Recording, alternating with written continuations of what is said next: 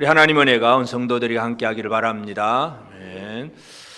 오늘 이제 다 같이 함께 예배드리니까 우리 유치부까지 우리 또 장년부도 우리 소망교육 식구들도 함께 다 같이 예배드립니다. 우리가 이 구약 성경 보면 이 유치부 아이들은 이 구약 성경이 더 이해가 되는지 안 되는지 잘 모르겠어요. 그렇지만 이해가 안 되더라도 하나님은 말씀을 하셨어요. 왜 말씀하셨는가? 그것을 우리가 잘 이해할 필요가 있는데, 하나님은 이스라엘 사람들에게 바벨론이 망할 것이다, 블레셋이 망할 것이다, 그렇게 얘기를 하셨고, 오늘 이제 15장에서는 모압이 또 망할 것이다, 그런 얘기를 합니다. 그래서 오늘은 모압이라고 하는 나라에 대해서 함께 생각하고, 하나님이 왜 모압을 망하게 하시느냐, 모압이라는 나라가 도대체 어떻게 되었길래 망하느냐, 이제 그 부분을 함께 살펴보는데, 구체적인 모압이 망하는 구체적인 이유는 16장에 나옵니다. 그래서 한 번 더 16장에서 우리가 모압의 죄에 대해서 다시 살펴보겠지만, 오늘은 전체 하나님께서 모압을 향하여서 경고를 하셨습니다. 그래서 왜 하나님은 그 모압을 망하게 하셨는가, 오늘 이 부분을 살펴보면서, 특별히 모압이라고 하는 나라가 이스라엘에게 주는 것이 뭐냐 하면, 하나는 저주하는 거예요, 저주. 그리고 하나는 유혹. 그래서 이 저주와 유혹을 어떻게 이길 것인가. 이스라엘 백성들의 입장에서는 우리를 향해서 저주를 퍼붓는 사람이 있고 우리를 유혹하는 세력이 있다는 거, 이걸 깨닫게 합니다. 그 얘기는 옛날 이스라엘 이사야 선지자 당시 얘기뿐만 아니라 지금도 마찬가지지요. 그래서 이사야가 이 성경을 예언서를 기록할 때도 주전 벌써 예수님 오시기 전에 700년 전이기 때문에 거의 3000년 전에 기록된 얘기예요. 지금은 모압 족속이 있는지 없는지, 우리 유치부는 뭐 모압이 뭔지도 전혀 알지도 못하지만, 그렇다고 어른들도 모압을 잘 아느냐 하면 뭐 잘 모르지요. 뭐 언제 쳐다나 보긴 했겠습니까? 그렇지만 왜 하나님은 이걸 말씀으로 주셨느냐? 이스라엘과 모압과의 그 관계를 잘 우리가 생각한다는 것은, 지금 이 시대에 우리에게 다가오는 어떤 세력들, 그것을 하나님께서 어떻게 처리하시느냐, 그 세력 앞에서 우리가 어떻게 살아가야 되느냐, 그 얘기를 말씀으로 하고 있습니다. 그래서 구약 성경을 읽지만 지금 이 시대에 내게 주시는 하나님의 말씀이 무엇인가를 이해하는 것이 가장 중요합니다. 그래서 첫째 우리가 기억해야 될 것은, 하나님은 이 모압이 망한다고 했는데 1절에서 보면 하룻밤에 모압알이 망하여 황폐할 것이며 하룻밤에 모압 기르가 망하여 황폐할 것이다. 하룻밤에 망한다. 그냥 밤새 지나고 나니까 없어진 거예요. 밤새, 하룻밤 사이에 그냥 완전히 망해버리는 거예요. 조금씩 망해가는 것이 아니라 하룻밤에 급작스럽게 멸망을 당하게 되고, 그 다음부터 쭉 나오는 내용이 그 모든 사람들이 이제 집도 무너지고 성도 무너지고 나라도 무너지니까 막 울고 도망가고 통곡하고, 이제 그런 얘기들이 쭉 기록이 되고 있습니다. 왜 하나님은 모압이 망한다는 사실을 얘기하시느냐, 이걸 우리가 먼저 이해할 필요가 있어요. 하나님은 어떤 분이신가 하는 얘기인데, 에스겔, 유다가 멸망당할 그 시점에 에스겔 선지자가 이런 얘기를 합니다. 에스겔 25장 11절에 보면, 내가 모압의 벌을 내리리니 내가 주 여호와인 줄을 너희가 알리라. 왜 모압의 벌을 내리느냐? 하나님, 여호와 하나님, 내가 하나님이라. 내가, 너희들이 섬기는 신은 하나님이 아니고 내가 살아있는 하나님이야. 이거 보여주기 위해서 열방들이 섬기고 있는 그 신들이 많이 있었지만 그들을 다 멸하시겠다고 하는 내용입니다. 모압 족속은 그모스라고 하는 신을 섬겼어요. 그모스, 암몬 족속, 모압과 암몬은 거의 비슷한 족속인데, 암몬 족속은 이제 몰렉을 섬기고, 이 그모스나 뭐 몰렉이나 거의 비슷해요. 하여튼 사람들은 왜 신을 섬기느냐? 복 받으려고. 복. 근데 복을 받는데 그들은 어느 정도까지 하느냐 하면 자기 아들을 불태워 죽일 정도까지. 이게 그모스를 섬기고 몰렉을 섬기는 사람들 얘기예요. 자기 아들까지도 불태워 죽이면서 복 달라고 하는 거예요.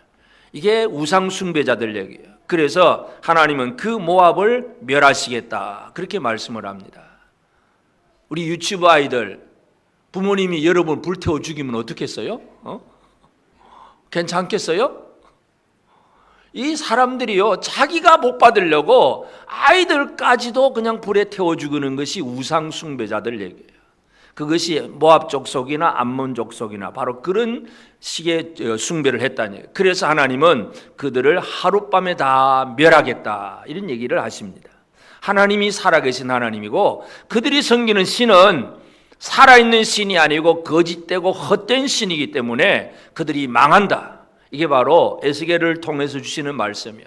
왜 모압에 벌을 내리느냐? 내가 주 여호와인 줄 너희가 알리라. 하나님 되심을 가르쳐주기 위해서, 살아계신 하나님은 한 분밖에 없다는 것, 그 얘기하기 위해서 모압의 멸망을 선포하십니다. 그리고 이 모압의 멸망을 선포하면 예를 들어서 요나처럼 막 니느웨에 찾아가서 말하는 그런 요나처럼 그렇게 하면 되는데, 이사야 선지자는 그렇게 모압에 가서 얘기한 선지자가 아니에요. 예루살렘에서 유다와 이스라엘 백성들에게 모압의 멸망 얘기를 합니다. 그러니까 남의 나라가 망한다는 걸 자기 백성들에게 얘기하는 거예요. 우리가 망한다고 그냥 우리에게 너희가 망한다 이 얘기가 아니라 저 옆집에 있는 저 옆에 나라 민족이 망할 것이다. 그 얘기를 이제 이사야가 유다와 예루살렘 사람들에게 해줍니다.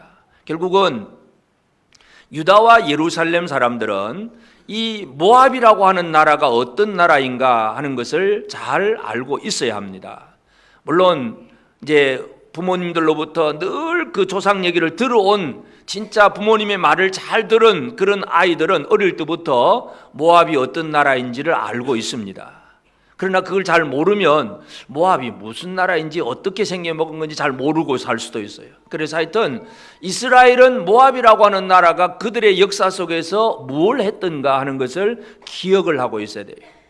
모압이라고 하는 나라는 언제 시작이 되느냐 하면 모압의 출신, 모압의 그 배경은 아브라함의 조카, 그러니까 이스라엘의 믿음의 조상인 아브라함의 조상, 그 이스라엘 조상 아브라함이 조카 롯과 같이 나왔는데 조카 롯이 소돔성에 가서 살았어요.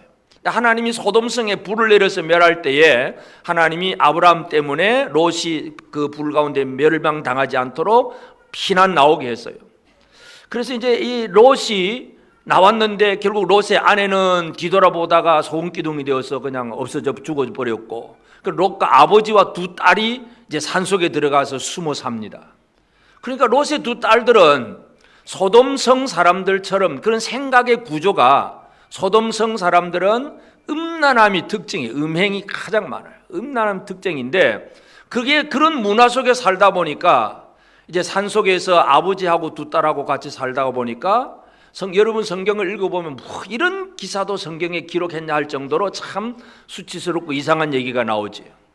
큰 딸하고 작은 딸하고 서로 의논을 합니다. 야, 우리는 이제 이 세상에서 다 우리하고 같이 결혼해 줄 남자가 아무도 없다. 그럼 우리 그냥 죽으면 어떡하냐.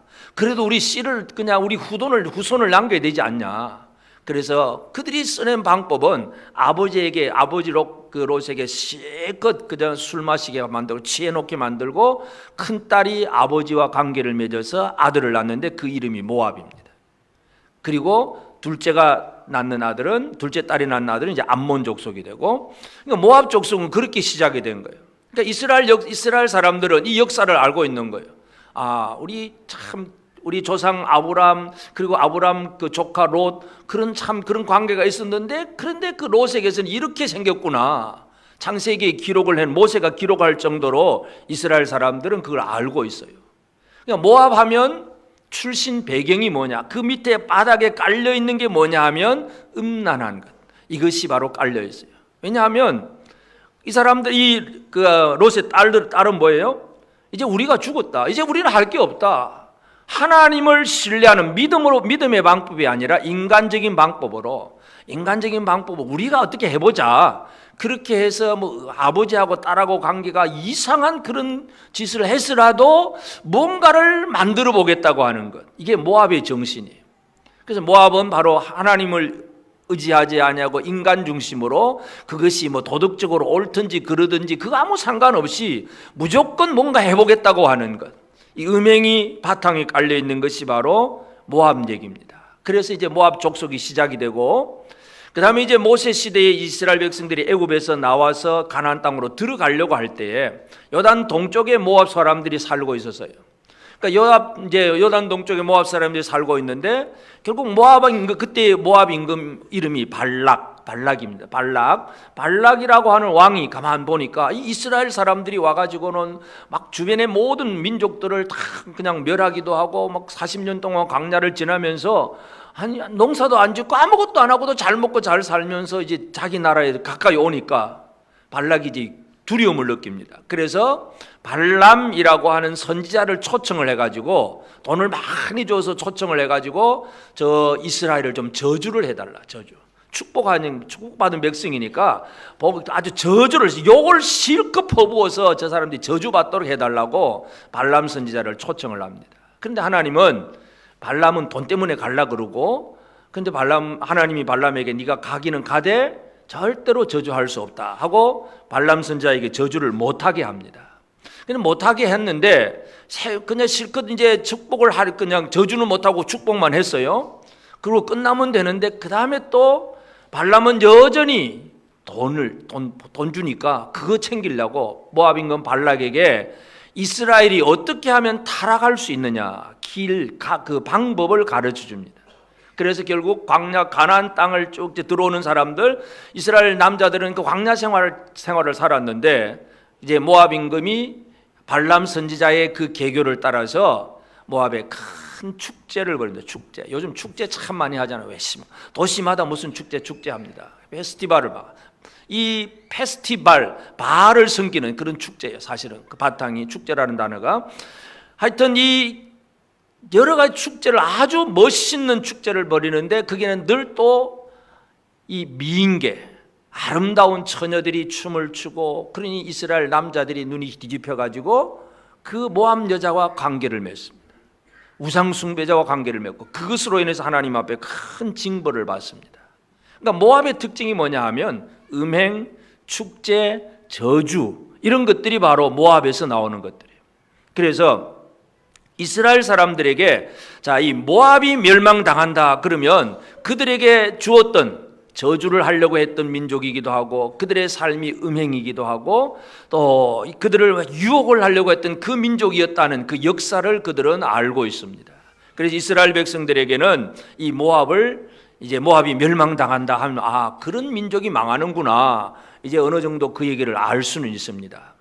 그래서 이제 모압 사람들이 이제 통곡을 하게 되는데 근데 5절 말씀에 보면 내 마음이 모압을 위하여 부르짖는도다. 내 마음, 선지자의 마음, 이사야 선지자의 마음이 모압을 위하여 부르짖는도다. 아니 모압이 우리를 저주하려고 하고 우리를 막 무너뜨리려고 하는 나라는 망해버리면 속이 시원해져야 되는데 그렇게 멸망당할 것 같아서 막 통곡하고 우는 백성들을 그런 모압 족속들을 바라보면서 이사야 선지자는 내 마음이 부르짖는다 그런 얘기를 합니다. 이게 또 무슨 의미냐? 이 이스라엘과 모압과의 관계 속에서 또 우리는 잘 기억할 필요가 있습니다. 하나님 앞에서 모압이라고 하는 민족은 하나님의 특별한 은혜가 필요한 민족이에요.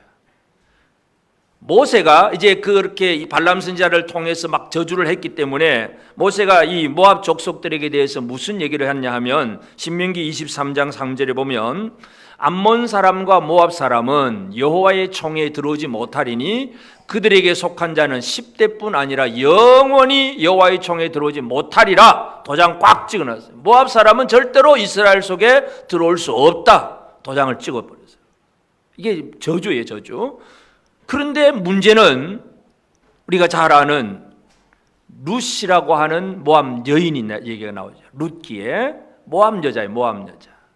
이 엘리멜렉 나오미 가정이 기근을 피해서 모압 땅으로 가서 그냥 좀 살려고 하다가 결국은 남편 두 아들 다 죽고 세 며느리 남았는데 다시 나오미가 되돌아올 때에 어머니 하나님이 내 하나님이 되고 어머니 백성이 내 백성이 되겠습니다 하고 끝까지 따라온 여자가 바로 룻입니다. 룻이라고 하는 모압 여자가 유대 땅으로 들어오죠. 그 결과 룻기를 잘 읽어보시면 결과가 뭐예요? 결국 보아스라고 하는 사람이 룻과 결혼을 해서 룻은 다윗 왕의 할머니가 되는 거예요. 그래서 신약 성경에도 보면 예수 그리스도의 세계, 예수님의 그 족보 얘기하면서 아브라함, 다윗 얘기를 합니다. 그 중에서도 또 룻 얘기도 나옵니다. 모압 여인인데 영원히 여호와의 총에 들어오지 못하리라고 했는데 그런데 들어오는 여자가 있었다 이거죠. 이게 바로 하나님의 특별한 은혜라고 하는 거예요. 이사야 선지자는 모세보다 훨씬 이후의 사람이죠. 모압 족속은 여호와의 총에 들어올 수 없어, 이거 알고 있어요. 그렇지만 그래도 하나님이 이루어 주셨던 것, 다윗 왕이 어떻게 해서 출생하느냐, 그 이스라엘의 가장 위대한 다윗 왕의 족보 속에 모압 여인이 끼어들었다는 것을 이사야가 알고 있습니다. 그래서 그들이 뭔가 음란하고 뭔가 잘못된 게 많긴 하지만 그래도 그들이 망한다는 소식을 들었을 때에 이사야는 같이 울어줍니다.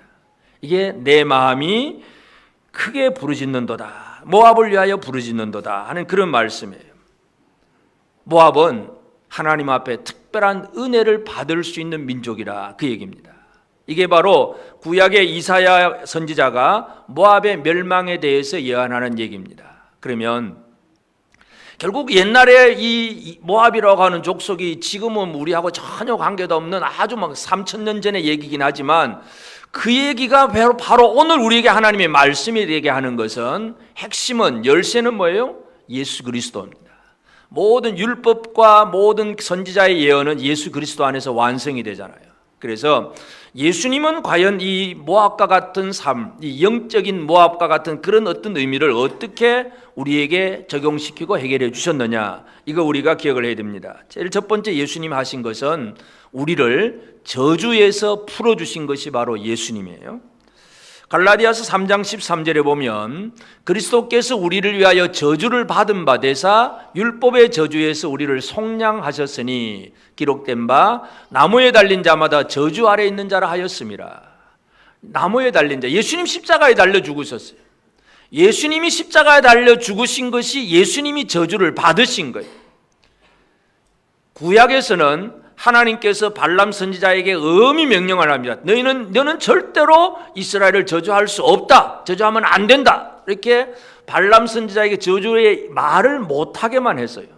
그러니까 저주의 그 말은 못하지만 슬쩍 숨어서 발락 임금에게 악한 계교를 가르쳐 주지요. 그게 발람 선지자였어요. 결국 이스라엘이 막 저주를 받았어요. 벌을 받고 많은 사람이 죽었습니다. 근데 이 하나님의 아들이 이 땅에 오셔서 하신 일이 뭐냐 하면 스스로 저주를 받으신 거예요. 십자가에 달려 죽으셨어요.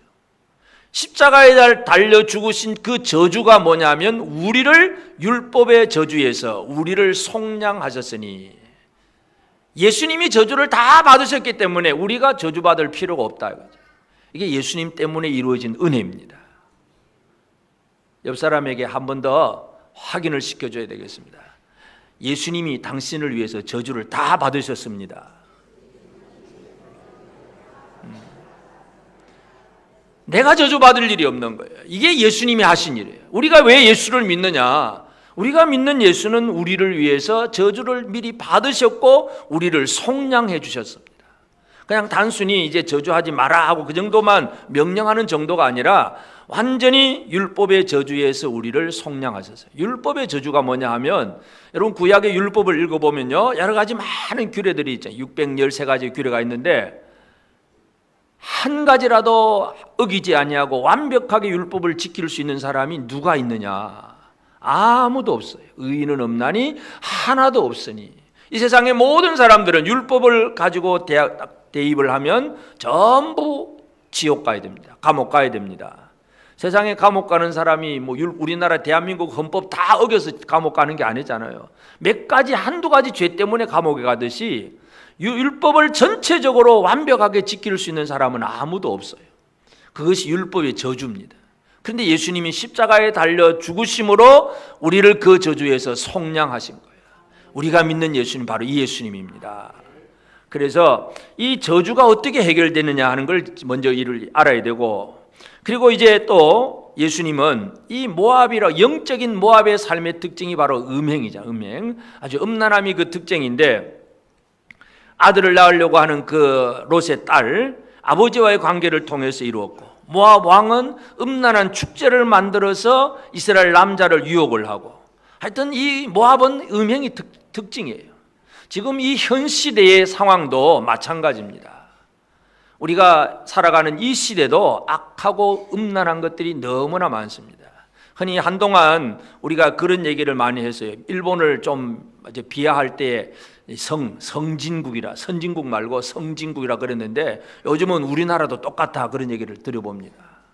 이러한 일들, 이 성적인 타락의 부분이 이 땅에는 너무나 많은 거예요.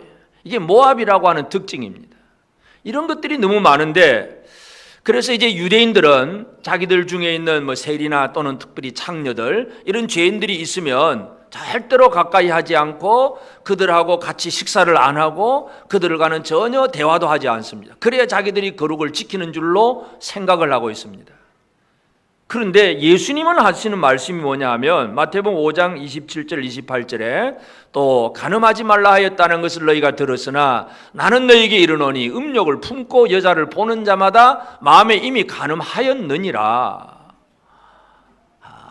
여러분, 이 말씀 속에서 진짜 자유로운 사람이 누가 있을까요? 아무도 없어. 마음의 죄, 마음의 벌. 행동 이전에 그 마음의 문제라고 하는 것을 예수님께서 분명히 강조해 주셨습니다. 이게 얼마나 잘못되어 있느냐를 분명히 예수님은 아주 더 진하게 강조하신 거예요. 그냥 율법, 간음하지 말지니라. 그래서 그런 일만 안 하면 돼요. 근데 예수님은 그런 마음을 품은 그 자체가 벌써 죄라고 하는 것을 분명히 강조를 합니다. 그렇지만 그러나 예수님은 또 그 다음에 뭘 주시느냐 하면 어떤 창녀가 예수를 믿었을 때에, 그 하나님의 말씀을 받아들였을 때에 그의 믿음을 인정을 해주세요. 마태복음 21장 32절에 보면 요한이 의의 도로 너희에게 왔거늘 너희는 그를 믿지 아니하였으되 세리와 창녀는 믿었으며 너희는 이것을 보고도 끝내 뉘우쳐 믿지 아니하였도다. 자기들은 거룩한 사람이고 하나님 백성이라고 하면서 우리는 잘 섬긴다고 하면서 이 땅에 자기 주변에 있는 세리와 창녀들을 아주 무시하고 멸시하면서 그들을 저주를 하고 나는 괜찮다고 생각을 했는데, 그래서 이 세례 요한이 의의 도로 왔어요. 의의 도로 와가지고, 의의 도가 뭐냐면 바른 길이에요. 그럼 바른 잣대를 가지고 내보니까 모든 사람이 잘못되어 있는 거예요. 그러니 세례 요한이 외치는 소리가 뭐예요? 회개하라, 회개하라. 근데 세례 요한 그 바리새인들은 나는 회개할 게 없어. 안식일을 잘 지켰고 정결여식 잘 행했고 뭐 나 이거 기도도 열심히 했고 11조도 잘했고 뭐 다 잘했기 때문에 나 회개할 게 없어. 이게 바로 바리새인들이 세례 요한이 왔어도 세례 요한을 영접을 안 했다는 얘기죠. 그런데 세리와 창녀들은 세례 요한의 말을 듣고 믿었다 이거죠. 이것이 바로 예수님이 그들의 믿음을 인정해 주신 거예요. 그래서 이게 바로 또 은혜의 길을 열어주는 것이기도 합니다. 마치 모압 여인 룻이 유대 땅으로 들어왔을 때에 보아스가 그 룻을 아내로 받아들여주고 그리고 그 집을 세워주는 것처럼 예수님이 하신 것은 이 땅에 믿음으로 살지 못했던 그런 사람들이 비록 음란한 여자였다고 할지라도 예수를 영접하고 믿음으로 살면 그를 그 믿음을 인정해 주시는 것, 은혜의 길을 열어주시는 것, 이게 바로 예수님이 하신 일입니다. 율법은 이걸 못합니다. 율법의 잣대를 재면 어떤 사람들도 구원받을 수 있는 사람이 아무도 없습니다. 그런데 예수님은 그가 어떤 죄를 지었는데도 불구하고 그냥 믿는다는 그 자체를 인정해 주신 거예요. 현장에서 간음하다가 잡힌 여자가 예수님 앞으로 왔을 때에 사람들은 그 여자를 이제 데리고 오면서 예수님을 시험하려고 데리고 왔는데, 이 현장에서 간음하다가 잡혔는데 율법에는 돌로 쳐 죽이라 그랬는데 예수님 돌로 쳐 죽일까요 말까요 시험을 하는 거예요. 그때 예수님 뭐라 그럽니까? 너희 중에 죄가 없는 사람이 있으면 다 돌로 쳐라. 그런데 유대인들이 자기를 살펴보니까 죄 없는 자가 누가 있어요? 다 뭔가 언제 거짓말한 게 생각이 나고 언제 뭔가 또 안식일을 살짝 범한 것도 생각이 나고 막 생각이 나니까 아무도 돌을 들어서 던질 사람이 없는 거예요. 다 도망가 버렸어요. 그래서 예수님이 여자에게 물어봅니다. 또 없냐? 누구밖에 없냐니까. 없습니다. 나도 너를 정죄하지 않는다. 그러나 다시는 그런 죄를 범치 말아라. 죄는 인정하지 않지만 예수님은 그 여자에게 정죄를 하지 않으셨다는 거예요. 이 예수님 마음이에요. 오늘 우리가 가져야 될 이 마음을 잘 이해하셔야 됩니다. 그래서 저주를 우리의 저주를 다 막아주시고 우리가 나아갈 진짜 거룩한 길을 제시를 해주셨지만 그러면서도 우리에게 은혜를 주신 분이 바로 예수님이라는 거예요. 예수 아니면 어느 누구도 살아갈 수가 없다는 사실을 우리는 기억을 해야 됩니다. 그러므로 이제 우리는 이 구약 성경에 모압을 멸하시는 하나님, 그 모압을 멸하시는 하나님의 마음, 그 구약 성경이 지금 우리에게 어떻게 적용되는가를 다시 한번 기억을 해야 되겠습니다. 제일 첫째로 우리가 기억해야 될 것은 이스라엘이 그렇게 모압 임금이 그 광야를 지나가는 이스라엘을 막 저주하려고 할 때에 이스라엘 사람들은 그 일이 벌어지고 있는지 없는지조차도 몰랐어요. 모압 왕은 그저 발람 선지자를 초청해가지고 저 산 꼭대기에 올라가서 산 위에서 이스라엘을 내려다보면서 저주해달라고 하는데 발람은 저주를 못했는데 그런 일은 그 당시에는 이스라엘이 몰랐지요. 나중에는 이제 알게 되겠지만 그 얘기는 뭡니까? 하나님은 이스라엘이 알지도 못하고 있는 순간에 이미 하나님은 이스라엘을 보호하고 계신다는 얘기입니다. 여러분이 알지도 못하고 있는 순간에 지금도 하나님은 여러분을 보호하고 계세요. 어떤 일이 나를 무너뜨릴 악한 세력이 있어서 지금도 무슨 일이 벌어지고 있는지를 우리는 모를 수도 있습니다. 그렇지만 하나님의 은혜 가운데 살고 있다는 것, 이것을 우리는 먼저 이해할 필요가 있습니다.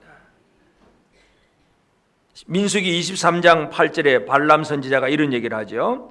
하나님이 저주하지 않으신 자를 내가 어찌 저주하며 여호와께서 꾸짖지 않으신 자를 내가 어찌 꾸짖으라. 난 못한다. 그러면서도 돈 때문에 가는 게 참 발람의 참 이상한 짓이긴 하지만 하나님이 저주하지 않은 자를 내가 어떻게 저주할 수 있느냐. 그건 할 수 없는 일이다. 하나님의 백성들은 감히 어느 누구도 저주할 수 없는 사람들입니다. 여러분 믿음의 형제들이 여러분의 마음에 들지 않고 또 여러분이 보기에 뭔가 잘못된 것이 있다고 해서 함부로 내 입에서 저주가 나가면 어떻게 될까요? 그를 벌하시는 건 하나님이 하시는 일이지 우리가 저주할 일이 아니에요. 저주하는 자의 입이 망하는 것입니다. 잘못되었으면 가서 권면하고 가서 또 격려하고 또 돌아서라고 회개하라고 그냥 인도해주고 기도해주고 그거 할 일이지 막 그냥 아무개 집사 아무개 근사는 틀려 먹었다가 막 이렇쿵저렇쿵 막 아버지가 그렇더니 어머니 혈통이 그렇더니 그렇더라 막 늘 그런 얘기만 하고 그 입이 무슨 입이에요? 저주의 입이에요. 저주. 그 입이 망하게 됩니다. 하나님이 저주하지 않은 자를 누가 저주를 해요? 삼가 조심을 해야 됩니다. 우리 입에서는 축복의 말만 나오기를 바랍니다. 옆 사람에게 한 번 더 격려를 합시다. 당신은 절대로 저주받지 않을 사람입니다. 사탄이 저주하려고 해도 예수님이 이미 다 그 저주를 해결하셨잖아요. 다 해결한 사람인데 그런데 우리끼리 네가 잘 올리 그러니 막 저주하는 그 얘기는 진짜 하나님을 모르는 사람들이에요. 살아계신 하나님을 신뢰를 해야 됩니다. 하나님은 우리가 알지도 못하고 있는 그 순간에 우리를 지금도 지켜주시는 하나님이세요. 그 하나님을 제대로 믿고 가기를 바랍니다. 그리고 우리는 이 영적인 면에서 이 모압의 삶의 특징을 잘 이해한다면 참 우리의 삶이 어떻게 살아가야 되느냐, 바른 길로 나아가는 삶, 이제 이것이 우리에게 필요해요. 사도 베드로가 거짓 선지자 얘기를 하는데 베드로후서 2장 14절 15절에 보면 음심이 가득한 눈을 가지고 범죄하기를 그치지 아니하고 굳세지 못한 영혼들을 유혹하며 탐욕에 연단된 마음을 가진 자들이니 저주의 자식이라. 15절에도 그들이 바른 길을 떠나 미혹되어 부올의 아들 발람의 길을 따르는도다. 그는 불의의 싹을 사랑하다가. 이 저주의 자식, 이 거짓 선지자의 특징이 뭐냐 하면 저주의 자식이에요. 미혹을 받아서 발람의 길을 따라가고 있어요. 오늘 우리의 삶이 이렇게 되어서는 안 된다는 것을 베드로가 강조를 하고 있습니다. 우리가 자칫 잘못하면 우리도 미혹을 당하면 이렇게 될 수 있다는 것을 경고해 주는 말씀이에요. 그래서 내가 바른 길을 가고 있느냐 아니면 모압처럼 사느냐 이거예요. 모압은 뭐예요? 내가 잘 되기 위해서, 내가 망하지 않기 위해서 이스라엘을 저주하려고 하는 게 모압이에요. 나만 잘 되고 내가 복 받고 나는 잘 되고 남은 다 망해버려라. 이게 이제 모압 정신이에요. 그리고 그 과정 속에 악하고 음란한 그러한 생각들, 그런 일들, 이게 섞여 있는 것이 바로 모압이에요. 이러한 데서 돌이키고 그러한 길에 빠지지 않도록 바른 길로 가는 것, 이것이 우리에게 주신 하나님의 말씀입니다. 지금 이 현대를 살아가는, 이 시대를 살아가는 우리에게도 똑같은 하나님의 말씀이에요. 영적인 모압, 이 영적인 면에서 모압의 특징이 바로 저주하는 것, 그리고 유혹하는 것, 그리고 음란한 것, 이런 것들이 특징이잖아요. 이런 것들에 대해서 우리가 주의할 필요가 있습니다. 그래서 우리는 결코 바른 길을 벗어나서는 안 됩니다. 교회가 거룩함을 잃어버렸을 때에 결국은 세상으로부터 욕을 먹는 거예요. 교회가 하나님이 원하신 바른 길에 서게 될 때에 이 세상을 향한 소망이 될 수가 있습니다. 우리 교회가 이 세상에 대해서 소망이 되기를 바랍니다. 어떻게 될 수 있습니까? 이러한 악하고 잘못된 이 모압과 같은 그 정신이 우리의 삶에 스며들지 않도록 늘 우리가 말씀의 바른 길에 서는 것이 가장 중요한 일입니다. 그리고 마지막으로 우리가 기억해야 될 것은 바로 이사야 선지자가 통곡하는 모압을 위해서 같이 울어주는 그 이사야의 마음, 이것을 또 한번 우리는 기억할 필요가 있습니다. 이 땅의 많은 사람들은 율법의 저주에서 벗어나지 못하고 있는 사람들이에요. 저주받을 사람들이에요. 그럼 이 사람들을 위해서 우리가 해줄 일이 뭐냐? 바로 그들이 살아날 수 있도록, 그들이 구원받을 수 있도록 길을 열어주는 것. 모압 여인 룻이 이스라엘로 들어올 때에 보아스가 그를 영접해주고 그를 환대해주고 결국은 그와 결혼해서 자식까지 낳게 만들어주는 것, 이게 대속이지, 대속. 이것이 바로 모압에 대한 하나님의 은혜, 특별한 은혜의 모습인데 바로 이것이 우리의 삶 속에서도 이루어져야 합니다. 우리 주변에는 이 율법의 저주에 놓여서 하나님을 알지 못하고 하나님의 생명을 누리지 못하는 사람들이 너무나 많습니다. 이 사람들이 은혜 받을 수 있도록, 이 사람들이 생명을 얻을 수 있도록 우리가 해야 할 일이 있습니다. 하나님은 모든 사람이 구원을 받으며 진리를 아는 데 이르기를 원하시느니라. 그러면 하나님이 모든 사람들이 구원받기를 원하시는데 그 과정에서 어떤 일이 벌어져야 됩니까? 믿음이, 그 사람에게 믿음이 생겨야 되는데, 믿음이 생기려면 믿음은 어디에서 나는 겁니까? 믿음은 들음에서, 말씀을 들어야죠. 말씀이 선포되어야 믿음이 생기고 구원이 이루어집니다. 그 말씀을 증거하는 것은 오늘 저와 여러분에게 주어진 사명입니다. 우리는 그와 같이 타락한 그런 사람이라 할지라도, 물론 룻이라고 하는 여자가 타락했다는 건 아니지만 하여튼 모압의 정신을 가지고 있는 그런 사람이라 할지라도 그가 주님 안으로 돌아올 수 있도록 복음을 전하고 하나님의 역사를 나타내야 돼요. 우리가 룻기를 읽어보면 그 나오미의 가정이 모압 지방에 가서 이루어진 게 뭐예요? 원래 기근을 피해서 잘 살아보려고 갔는데 가서 이루어진 게 뭐예요? 아무것도 없어요. 다 망해버렸어요. 남편 죽고 두 아들 죽고 막 철저하게 망한 집안이 바로 나오미의 집안이에요. 그 나오미의 집에 두 며느리가 들어왔잖아요. 그러면 두 며느리 입장에서 보면 어떤 거예요? 이제 시집을 왔는데 유대 백성, 이스라엘 백성이라고 시집을 왔는데 보니까 뭐예요? 그냥 금오스를 섬기는 그런 우상 숭배자의 관점에서 보면 이 저주받은 집안이잖아요. 남편, 시아버지 죽고 그냥 또 두 아들 다 죽어버리고 뭐 모든 게 다 없어져 버린 집안이에요. 그런데도 룻이 왜 그런 말을 할까요? 어머니의 하나님이 내 하나님이 되고 어머니의 백성이 내 백성이 되고 왜 그런 얘기를 할까요? 룻이 깨달은 것은 전능하신 하나님을 알게 되는 거예요. 금오스가 할 수 없는 것. 하나님은 하나님의 백성들을 만들어가는 데 있어서 그냥 단순하게 복만 주시는 분이 아니라 어떤 때는 철저하게 그 집을 망해갔으라도 뭔가를 이루게 하시는 분이구나, 살아계신 분이구나. 룻이 깨닫는 하나님이 그거예요. 그래서 그 하나님 붙들고 들어오는 것이 바로 룻의 믿음이고, 그 믿음을 가진 사람을 영접해 준 것이 바로 이 보아스의 역할입니다. 그래서 우리가 할 일이 바로 보아스의 역할입니다. 보아스 역할을 어떻게 해야 되냐 하면 다윗이 한 것을 보면 시편 35편 12절 13절에 보면 내게 선을 악으로 갚아 나의 영혼을 외롭게 하나 나는 그들이 병들었을 때에 굵은 베옷을 입었으며 금식하여 내 영혼을 괴롭게 하였더니 내 기도가 내 품으로 돌아왔도다. 자기를 박해하는 자를 위해서 다윗이 뭘 합니까? 도망다니는 다윗인데도 자기를 박해하는 자를 선으로 악을 갚는 것, 이게 다윗이 하는 일입니다. 자기를 그들이 병들었을 때, 자기를 박해하는 자들이 병들었다는 소문을 들으면 굵은 벼옷을 입고 그냥 울어주면서 기도하고 금식합니다. 그런데 결과적으로는 그 기도가 내 품으로 돌아왔다. 나는 그냥 박해하는 자를 위해서 기도해주고 용서해주고 사랑해줬는데 그들이 받든지 안 받든지 간에 그 기도가 내 품으로 돌아온 거예요. 여러분이 저주하면 그 저주받지 않을 사람이 되면 그 저주, 내가 퍼부은 저주는 어디로 갈까요? 바로 나한테로 돌아옵니다.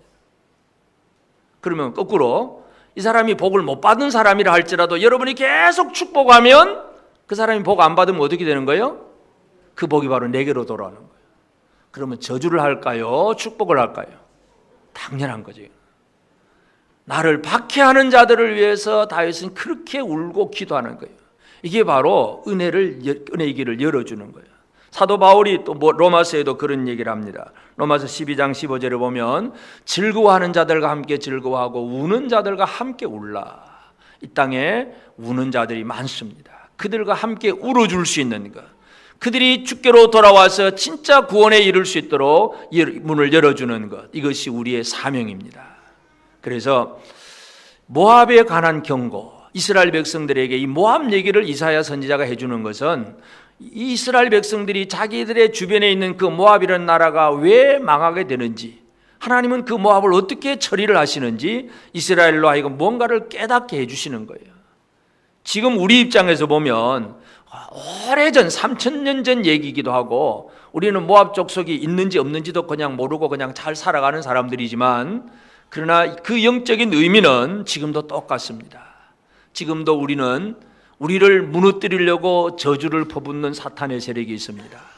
또 어떤 때는 우리를 유혹해서 우리를 넘어뜨리려고 하는 그러한 세력이 있습니다. 그리고 이 악한 문화, 이 악하고 음란한 문화들이 많아서 자칫 잘못하면 무너질 수 있는 것이 우리의 삶의 환경입니다. 이건 옛날이나 지금이나 똑같습니다. 그렇기 때문에 우리가 이 모압을 하나님이 왜 망하게 하시는가? 결국 망하는 자 옆에 있다가 보면 같이 망하는 거지요.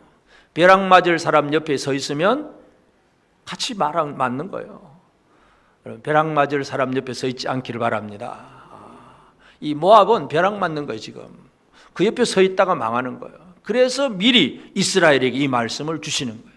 오늘도 우리는 우리에게 주신 이 말씀들을 지금 이 시대에 나에게 주신 말씀임을 기억하고 그들의 저주, 그들의 유혹을 이기는 삶을 제대로 살아가고 오히려 많은 사람들이 주께로 돌아오는 그 은혜를 베푸는 일에 온 힘을 쏟아붓는 저와 여러분 모두가 되어지기를 바랍니다. 아멘.